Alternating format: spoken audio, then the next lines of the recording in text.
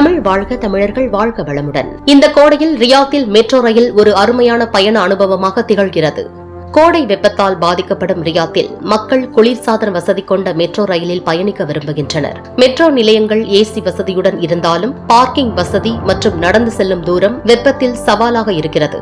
பயணத்தை சுலபமாக்க பயணிகள் இருக்கை கிடைத்தவுடன் அமர பரிந்துரை செய்யப்படுகிறது. ரியாத் மெட்ரோ நெரிசலான சாலைகளை விட நேரத்தை குறைத்து பயணிக்க உதவுகிறது என பயணிகள் கூறுகின்றனர். மேலும் ஊபர் போன்ற ரைட் ஷேர் சேவைகள் 3 கிலோமீட்டர் சுற்றளவில் இலவச ஆர்பிடி இணைப்பு சேவையை வழங்குகின்றன.